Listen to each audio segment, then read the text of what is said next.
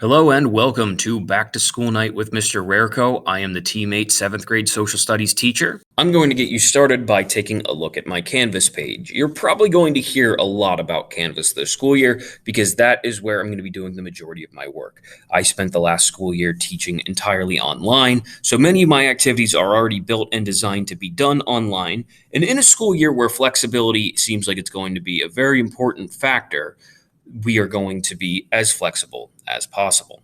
So Canvas is going to allow us a lot of flexibility. Starting with this slide right here, this is identical to the slide that I project on my board every day to help students get started, but it will also be available online. So in a school year when students will be out for a variety of reasons, trips, anything else, it's going to be easy to stay on top of what is going on in class. So for each day, I will add a slide, and those can go all the way back in time, and it will communicate everything that we are doing in class that day.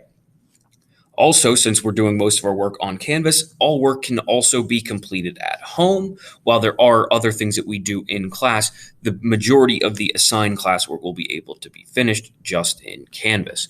So if you would like to know what's going on in civics every day, have whoever is in my class pull this up, and you will be able to see exactly what we are doing on a day-to-day basis. With that in mind, I want to talk a little bit more about the exact overview of the course. So let's go ahead into my syllabus. 7th grade social studies is an opportunity for students to explore United States history after the Civil War. I'm not going to read this entire thing to you, but the basics are we're going to try to get from as right after the end of the Civil War to as close to the present as we're going to get. But overall, it's just giving students this initial exposure to what happened throughout United States history. And we're going to do that over 10 total units. We start right now with fundamentals of geography, just some basic how do I use a map to find information, what is essential to know about United States geography, just to kind of set the table for what's coming up this school year. Then we're going to move on into Reconstruction. So how did the United States recover after the Civil War? After that, we move into westward expansion. Many students have already noticed this and asked, well, we did westward expansion last school year. Why are we doing it again? This is a different type of westward expansion. The westward expansion in 6th grade covers the spread of people from coast to coast in what would become the entire United States, while where we pick up with that story is how do we fill in the middle of the country. After that, we move into industry, inventions, industrialization, and business. So we really explore the second industrial revolution and some of the really important developments that came out of that era. Then we also look at our reformers unit. So what were some of the issues that developed throughout the second industrial revolution, and what did we do about it? After that, we look at becoming a world power. How did the United States emerge as a world power? And also we look at our participation in World War I. After we come back from World War I, we go into the 1920s and the 1930s, which we call boom and bust. After that, we head into World War II. Like I said, we'll get through as much of the Cold War as we can, but that's usually about when we start running out of time. And this school year, we're really going to focus on doing our end of the year difference makers project. Be on the lookout for a lot more information about that. When it comes to materials, with us being full-time in person, most of our activities are going to be done online, but I still do request just a couple of materials.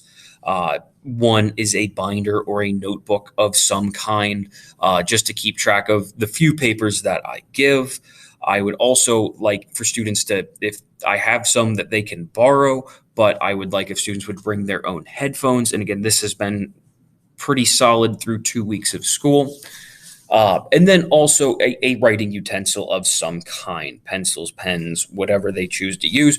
Even though we do a lot of activities online, we still do write on paper every day.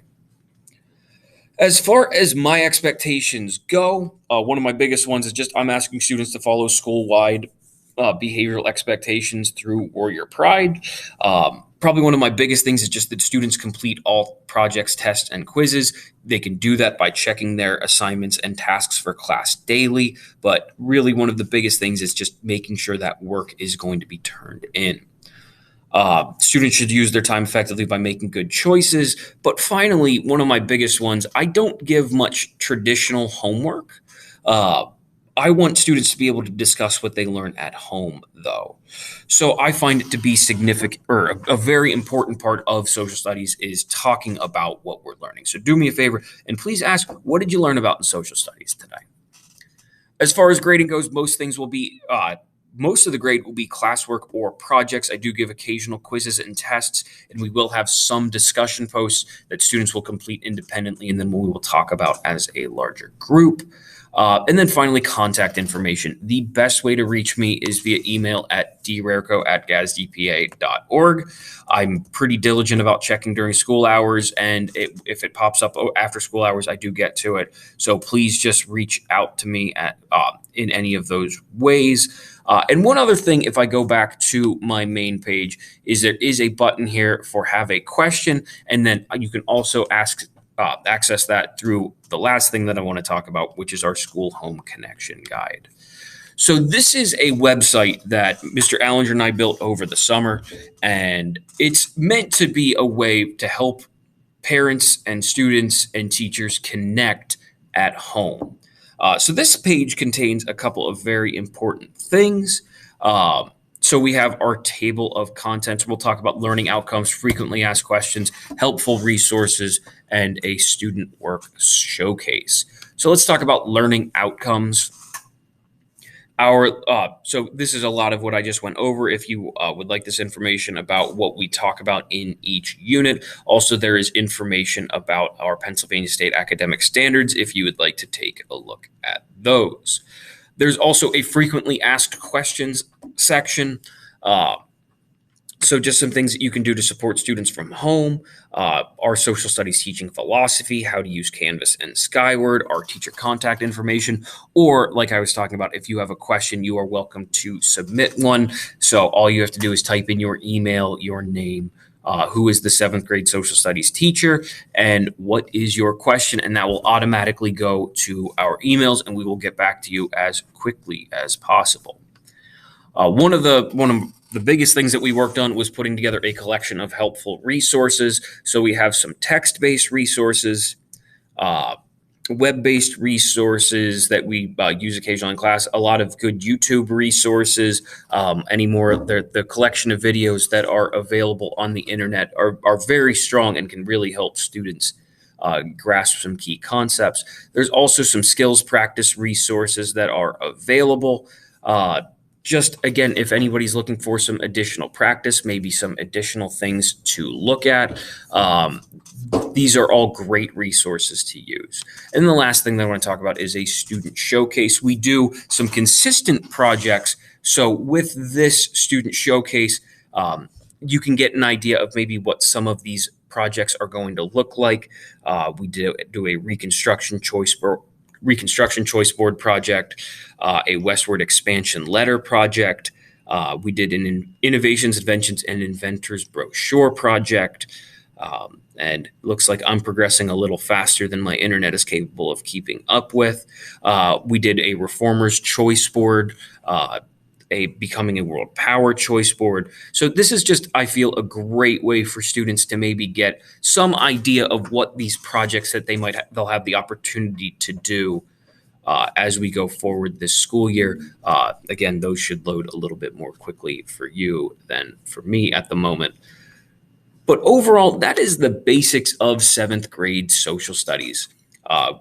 But it's a class that traditionally would have been called United States History 2. Instead, it is our 7th grade social studies curriculum. Again, if you have any questions, please reach out to me by email, or you can go back into the school home connection guide and hit that form at the bottom of the frequently asked questions. So all of those, I hope that answered just some of your questions about what the basics are for this class. And again, please reach out if you have any questions. Thank you, and I hope it's going to be a great school year.